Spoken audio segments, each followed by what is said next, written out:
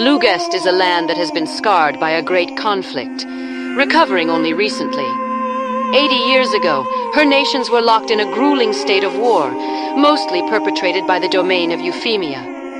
The peculiar human matriarchy began a great push south, seeking to expand her borders to house a swelling population. For 2 horrid years, the Euphemian Blitz ran virtually unopposed through Lugeste, until the Eternal Council sacrificed their unending lives to bathe the north in a white-hot cleansing flame. Millions perished, and a great basalt barricade was erected in order to contain the surviving Euphemians. The standing empress was banished to the divine ziggurat, a mysterious dungeon as old as time itself. It was constructed to house humanity's greatest evils. After a decade of foreign occupation, her daughter was allowed to take her place on the throne. A divine curse has broken her immortal bloodline and is sapping away her life day by day. This curse can only be lifted by an immortal, of which all but one are dead. The last known immortal is her mother, who remains imprisoned in the divine ziggurat. There exist 4 forms of magic. Pyromancy, a destructive art wielded by Wu Jin, humans who live far from society. Psionics, bizarre extrasensory abilities wielded by the wasteland Thrycreen. Bombaye, the art of summoning once used by Dalmalak terraformers. And wave mastery, where one uses their body as a living antenna to channel the fading aspects of long-dead deities. Of all arcane arts, pyromancy is perhaps the easiest to learn. A pyromancer creates flame and concussive explosions by manipulating minute particles in the air, superheating them within thousandths of a second.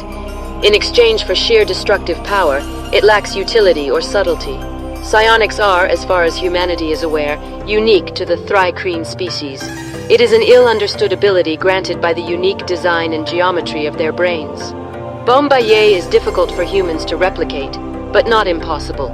Non-Dalmalaki who use Bombaye suffer from frequent night terrors, nausea, and a feeling that they are being watched. Wave mastery is the most versatile form of magic, drawing from the repertoires of an entire pantheon of deities, but it requires peerless body control. A single knuckle being out of place can result in a healing verse bringing forth a deadly blizzard.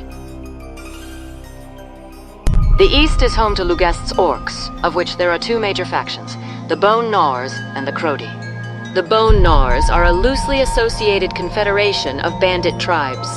When they aren't busy fighting amongst themselves, they raise hell with their neighbors on land, or engage in treasure cruises. These so-called cruises are vulgar displays of wanton violence and piracy, and seem to be the only mission that the tribes work together on to carry out. Together, they construct tremendous warships and set sail from the northern coast, terrorizing coastal settlements and foreign vessels, both to plunder them and simply for a good fight. The orcs possess an ancestral memory, leading many to believe that when they die, they are simply reincarnated. This leads them to fight with reckless abandon and fury, without regard for the lives of themselves or their allies. The Crody clan, however, are different. Nearly a century ago, Goro Crody embarked on an eastern-bound treasure cruise. During this voyage, his warship was destroyed by a great typhoon. He found himself stranded on the island nation of Hondo. The warriors of this island abided by a strict code of honor and discipline. Goro was intrigued by the concept of warfare as an art. This gave structure to his innate savagery and bloodlust, and he returned to Lugeste with a plan to reunify his people and conquer the continent. Goro's ideas received a lukewarm reception amongst the Bone Gnawers, but those whom he had recruited were loyal to the death. They fought a brief civil war and established the Crody shogunate, which stands to this day. What Goro had failed to realize was that he had brought home an invisible killer. A virulent illness ran rampant through his ranks, and now they are few in number. To the far south lies Alafea. Although it is the homeland of the Yuan-Ti, referred to as snake folk by other species, its population is dominated by the 3rd subrace of orc, the Lork. The Yuan-Ti live opulent lives of excess and comfort. Their Lork slaves, however, work tirelessly in the salt flats to the north to keep the economy going. The Lork were genetically engineered centuries ago to work in the flats. They possess 6 arms and can sustain themselves on very little food and water. They live in tight-knit communities, headed by a priest who preaches the virtues of hard work and family. Due to this indoctrination, they seldom escape this life of servitude. To the southeast lies the warrior state of Vedekar. Historically, it has been a peaceful nation, where no foreign power dares attempt invasion due to their warrior culture, strong civilian population, and position on top of a mountain. This security comes at a cost, however. Every citizen must undergo a coming-of-age ritual referred to as a bled ka dular, roughly translated as caress of steel, upon reaching adulthood.